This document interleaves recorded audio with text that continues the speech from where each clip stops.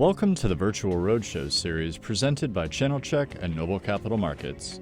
Of the 6,000 small and micro-cap companies listed on Channelchek, today we're featuring One Stop Systems, NASDAQ ticker symbol OSS. Research coverage of One Stop Systems is provided by Noble Capital Markets. Noble is a FINRA-licensed, SEC-registered broker-dealer. All Noble research is available on Channelchek. Following the formal presentation, Joe Gomes, Noble Senior Research Analyst covering One Stop Systems, will ask our presenter a selection of the questions received during the broadcast. And now, here is David Raun, CEO of One Stop Systems, to make the presentation. David, take it away. Good morning, everybody, and welcome to the One Stop Systems story. I want to thank Noble Capital for inviting us to this event, along with Channelchek. Cautions regarding forward-looking statements, of course. Now let's jump into it. So as introduced, my name is David Raun. I'm President and CEO of the company. I was a director since 2016 and became the CEO in February of this year. That was after we made a decision as a board to make a change at management. My background, 25 years of experience in senior management and board roles, including 10 M&A and funding events. I was formerly the CEO of PLX Technology. We were the leader in PCI Express switch chips, which is a key technology this company uses, with over 70% market share in a very dominant position, and we were acquired by Hock Tan at Broadcom Avago. I have with me John Morrison, our Chief Financial Officer. He has over 30 years of experience, and he's been with the company since prior to the IPO in 2018. Also normally with us is Jim Eisen, our Chief and Sales Marketing Officer, who's been with the company the longest time, and he's driving a lot of the new customer activity we have. So let's jump into it. What do? We basically bring that power of the data center to the edge, the very edge, when you can't wait for the cloud. So I don't care how fast the network is, 5G, whatever, there are many applications that cannot wait for the data center. These are applications where action needs to take place right now. So these are applications where there's a lot of data, sensors, information, and what we do is help our customers acquire that data, store it, compute, and most importantly, take action with artificial intelligence on the spot, in the field, at the very edge. We call that AI on the fly. So again, what is that? That's bringing the power, the latest technology, the highest performance all the way out to the edge. My favorite slogan is performance without compromise, because that's what we do. We don't care what the environment is, we're going to bring the highest performance to you. This includes high-speed processing, expansive I/O, the lowest latency networking and connections available, the highest density, fastest solid-state storage. And then where we add additional value is we put all this in very unique form factors that can deal with harsh environments, which are typical on the edge. Where we don't play is in the nice, shiny building with the air conditioning where all the 4U racks can just stand there and be cooled. We're out in the difficult environment, and that's where we excel. So that's why we say we're in the specialization part of the business. Again, producing actionable intelligence, real-time, on-site at the point of data acquisition. A couple just things that'll, I think, help you relate to this. Think of a submarine hunter over the Pacific. Maybe it's a time of war. And it needs to monitor, process, learn, and act immediately. It does not have the luxury to communicate back to some data center of the Navy. So what we do, for example, in the P8 Poseidon, one of our programs we've talked about, we put the storage unit in there and also the compute. Basically, a data center in the sky. On the other side of the slide, you see autonomous vehicles. First of all, when we talk about autonomous vehicles, we're not only talking about the vehicle that you may have an opportunity to buy 4 or 5 years from now, but we're talking about how the world in all different types of movable vehicles will want to go autonomous.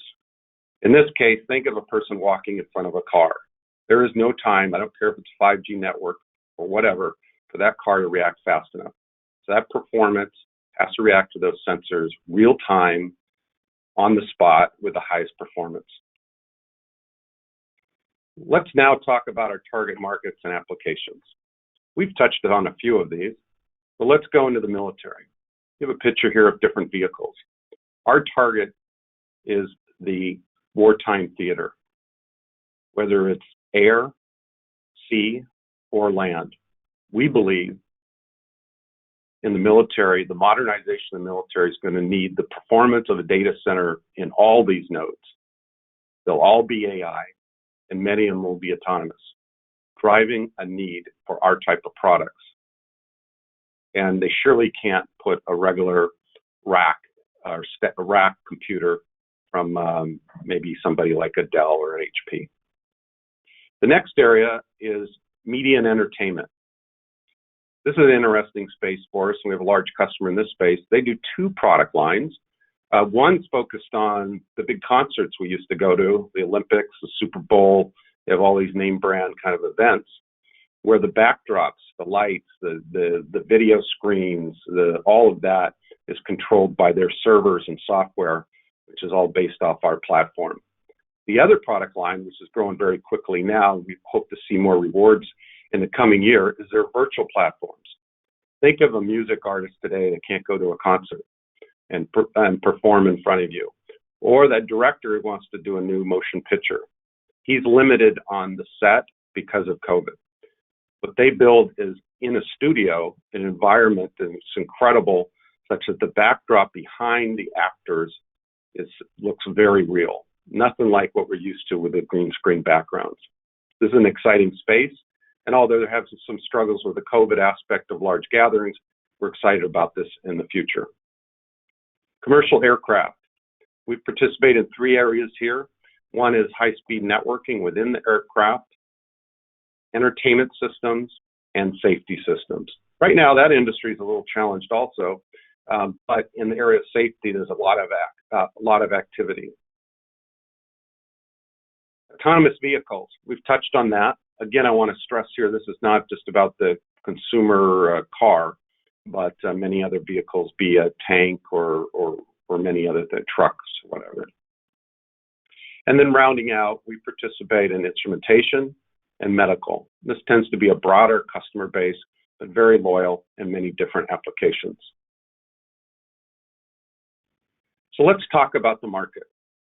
You guys are familiar with edge computing. It's got a lot of hype these days because it is expected to be a very fast-growing market.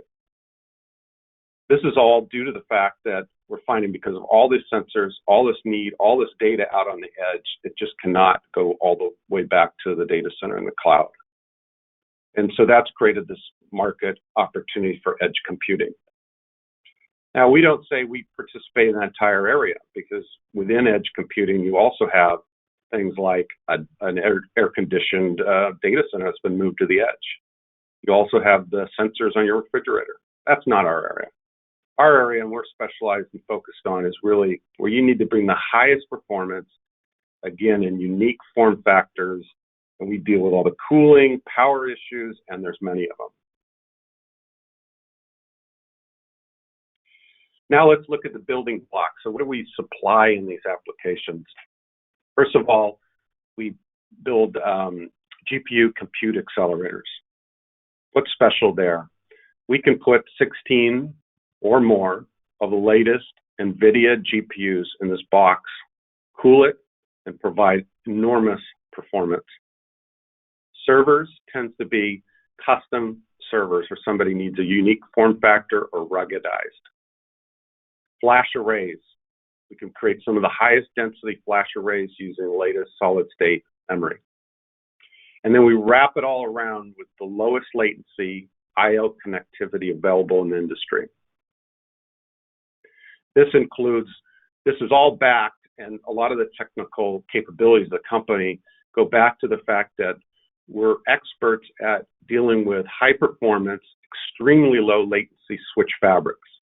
That allows you to connect all these things together, whether it be GPUs or large blocks of memory or servers. To the right of the slide, you can see a technical drawing, but what you basically see is multiple devices being connected, and these switches, or the switch fabric, is what allows all of it to communicate. And I think of it as an intersection on a roadway.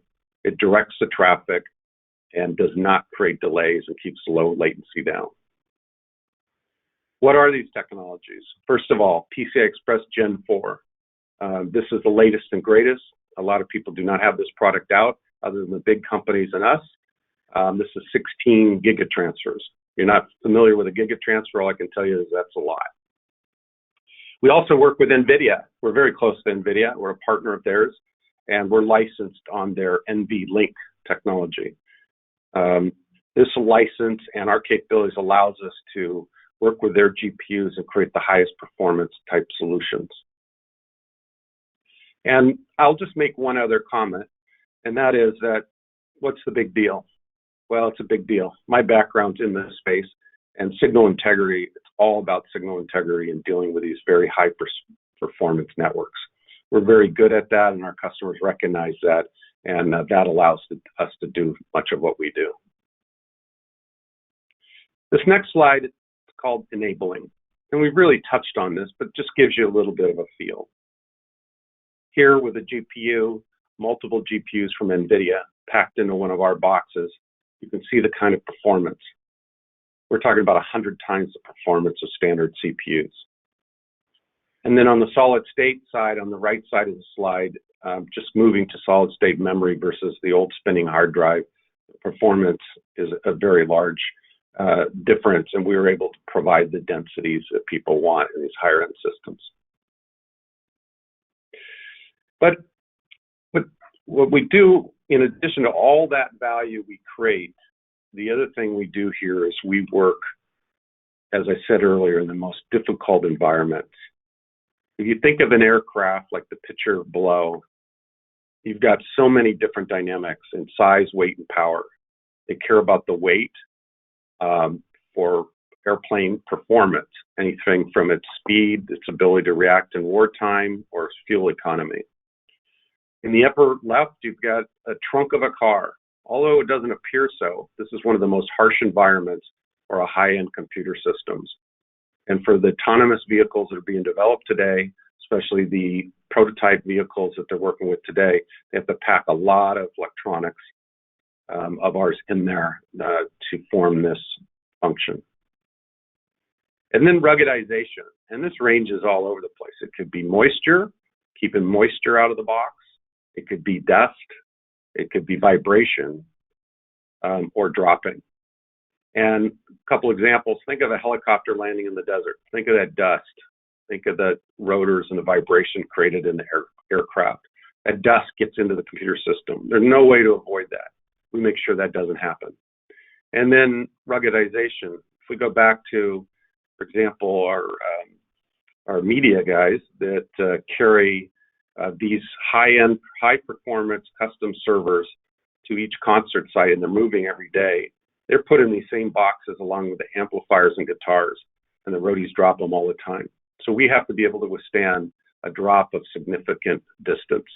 You put a standard Dell or HP computer, which they did try when they first launched their company, they only lasted one event. And then lastly, form factors. This is key. Think about an aircraft. It doesn't have the room for the depth of a large 4U chassis that's made by a lot of people. So we can make that chassis much narrower. And then the other thing is being able to cool it using the cooling systems they have on the aircraft or something we provide. Looking at our customers, we have a lot of nice name brand companies. We have others that prefer we don't discuss, but here's a list for reference. Now I'd like to talk about the company's performance and the stock. If you're familiar with this company, we've been around. We're trading in the $2.30 range. We're not happy about that. We want to get that up, and we're working to do that. Although the company has done well as far as growth, we have fallen short in many other areas. And this is one of the driving factors of the change of leadership earlier this year.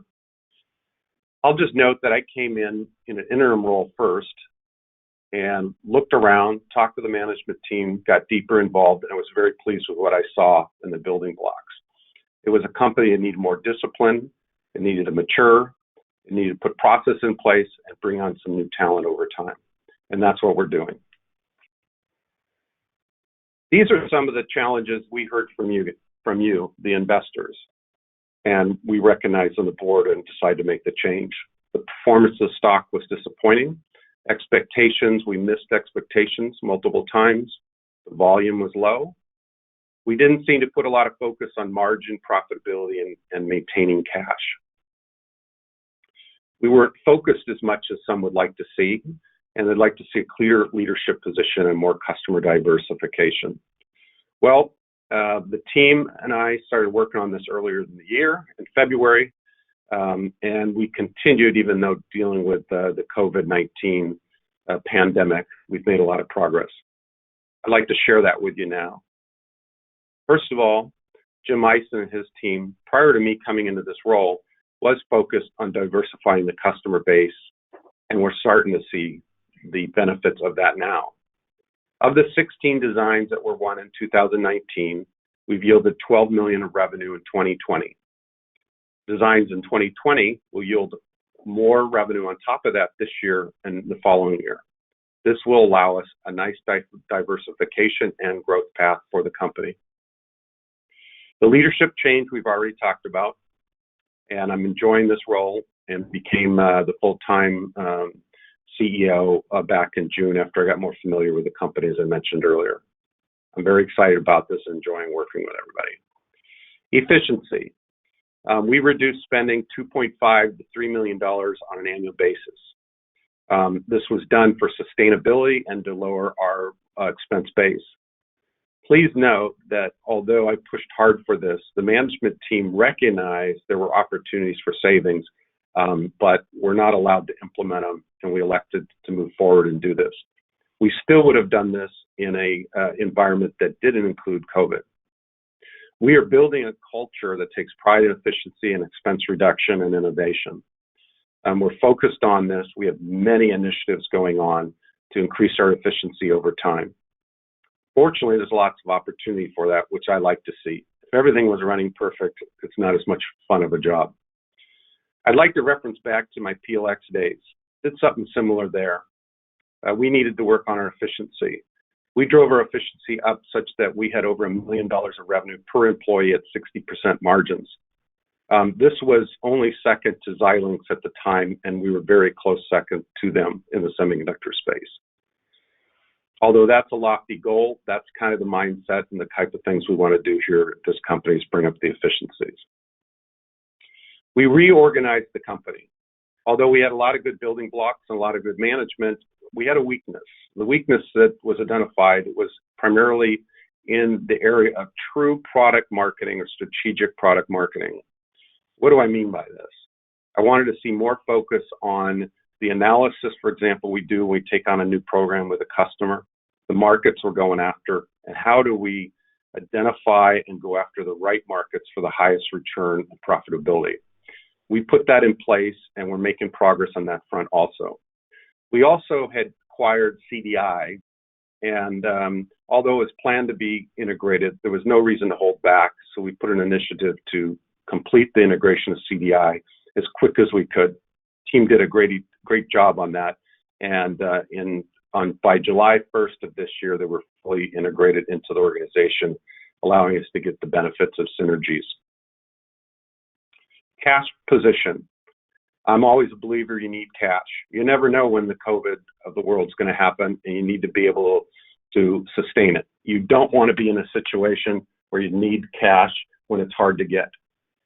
We did run into that situation, but John and the team worked well together to secure $4 million of additional cash. We are cash flow positive now and building that number. Governance.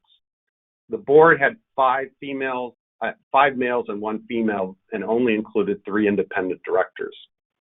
We made a big change there. It was one of the things I really asked for, but the board wanted to do in general, wanted a real solid independent board. So we added 3 new board members all at once, effective July 1st.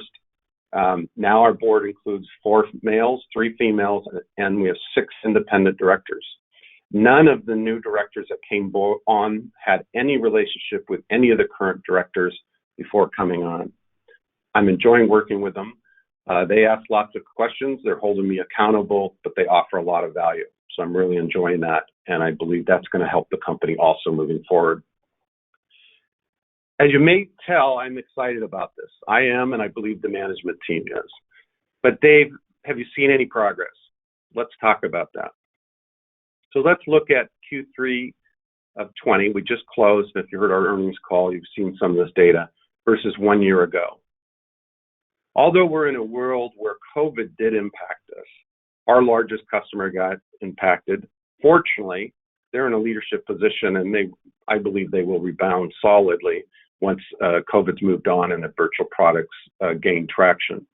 But the reality is we didn't just act like a victim. We did all the things we talked about before, and as a result, we're starting to see the benefits. Our spending versus a year ago was $700K lower for the quarter. Our gross margins went to 38%, up from 34%. Our EBITDA went up $500K. Net income up $300K. And our cash is now at $5.5 million. And we exceeded guidance by 10% this past quarter.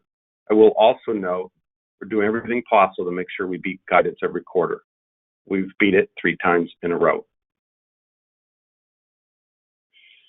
Now I'll just wrap up with the key takeaways. We're in a very fast-growing edge computing market. Our focus is performance without compromise. We have the highest performance products in the most challenging applications, and that's what we focus on, and that's what we're going to focus on more. We have a growing customer base, and although not easy, we executed changes in the company, strengthening OSS during this pandemic time. We're focused on growth, but not only growth, but gross margin, profitability, and ultimately shareholder value. The management team's excited about One Stop's future, and I'm enjoying myself. It's a lot to do, and I appreciate the time to be able to talk to all of you. That concludes my presentation, and I look forward to questions. Thank you, David. Great presentation. I am Joe Gomes, the Noble Capital Senior Analyst who covers One Stop Systems. We got some questions from the audience, and I'll include them in a few of my own. So let's get right to it, David. Do you incorporate memory chips designed for accelerated similarity search? You know, I don't, I'm to be honest, I'm very transparent. If I don't know something, I'm going to tell you that. I don't know. We definitely use, the term you used at the end, I'm not familiar with. We use solid state memory. We're looking at a lot of different types of it, you know, pursuing different ways to get the performance to a higher level. Sorry, I don't have more than that. Okay. Let's talk a little bit about your biggest customer in the media sector. You know, they had obviously some issues here related to COVID. They built up a fairly large account receivable balance with the company, and they typically have a pretty big fourth quarter for the company. Can you just talk a little bit about where you see their business today, how it is impacting the fourth quarter, and how you guys have been managing that accounts receivable balance? Absolutely. So let me, a little more background here too. I mean, they were our largest customer last year, about $15 million. And they were going strong through the end of last year, even in Q1. And then they dropped significantly in Q2, and that's reflected in our numbers. At that point in time, the AR had reached $5.4 million. So that was the peak. They've struggled initially, because their demand decreased while their virtual products are coming up. But we worked with them closely. We put them on a payment program, and their AR now is under $2 million. So the team has done a really good job bringing that down, just getting that healthy and more in line. Okay, thank you for that. And let's switch gears to the other large customer of yours in the defense industry. You know, you started with the one contract on the flash storage arrays.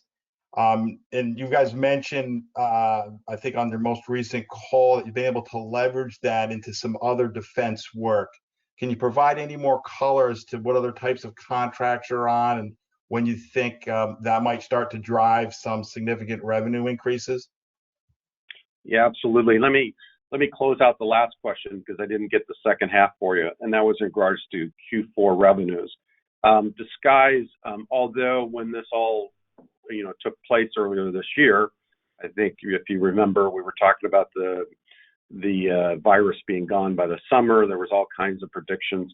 As everybody knows, that's lingered on. As a result, the Q4 number is impacted for us. It is reflected in the guidance that we provided of 13 million. We're not counting on a lot from them in the quarter in that number. So where we really think they go next year, we believe in the first half we'll see greater participation with their virtual products. And then, let's assume that COVID's eliminated by a vaccine or whatever by mid-year, then we think they'll come on strong in the second half. Now let's move to your question on the military front. Yeah, this was an area I wanted to dig in personally a little bit more. It's an exciting thing. Raytheon, we've mentioned them before on our calls. Obviously a large military contractor. We engaged with them initially on the P-8 Poseidon, which was the photograph of that submarine hunter. Initially, that was flash memory. So they wanted to switch from spinning hard drives to flash memory, and these were removable canisters they would take out of the plane. Later, they really went with the idea we need AI on the fly on the plane, and so that expanded into opportunities to ship GPUs and servers. And so that did take place, and we're starting to see, although it's small revenue right now, that's going to build over the coming years. Also, the products I just talked about have expanded into other aircraft, also a relationship directly with the Navy.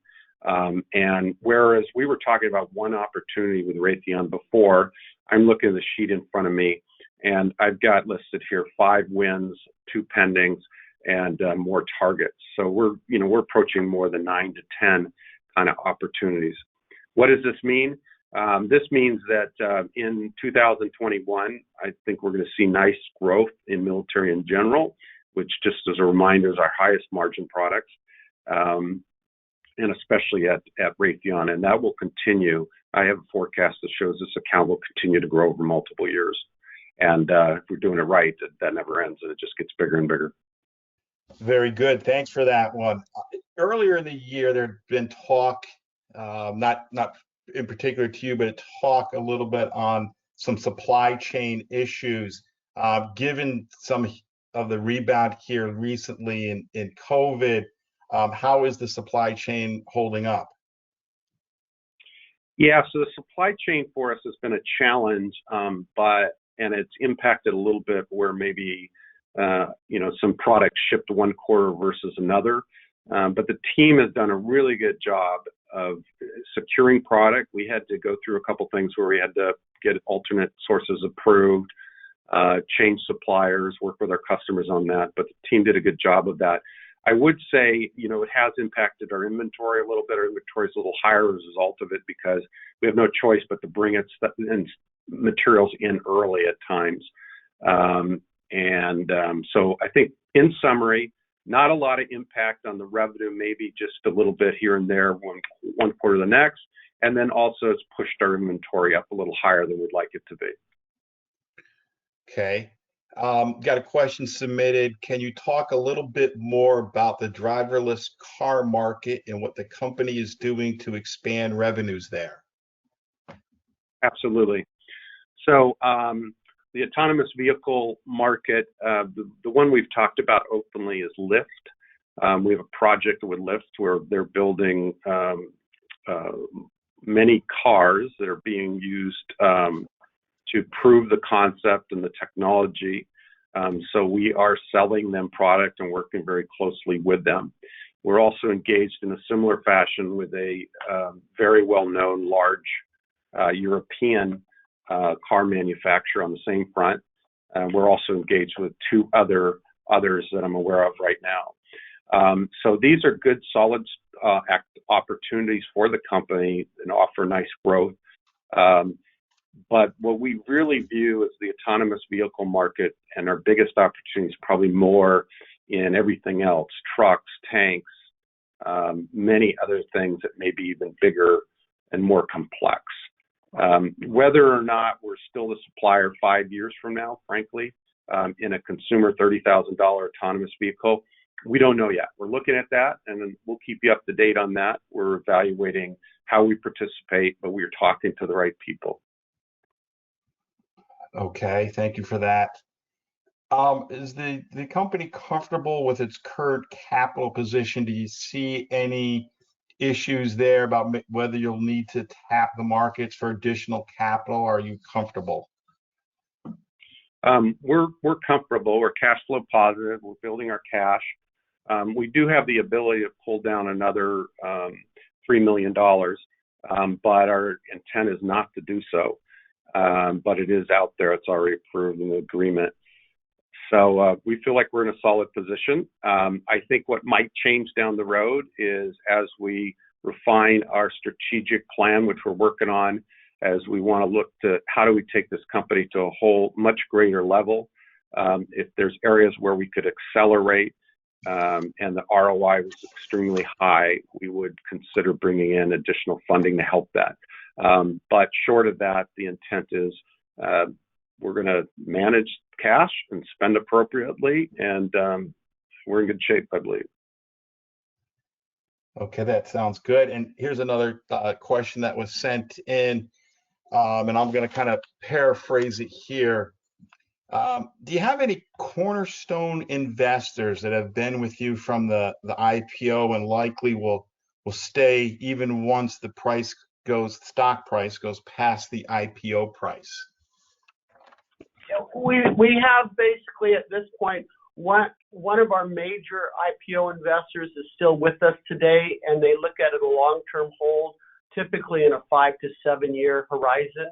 We also have one investor who took advantage of our ATM that we offered in 2019. We did it with two strategic investors, and both of those investors are looking at this as a 5 to 7 year horizon, and both of those own nearly are 10% shareholders in the company.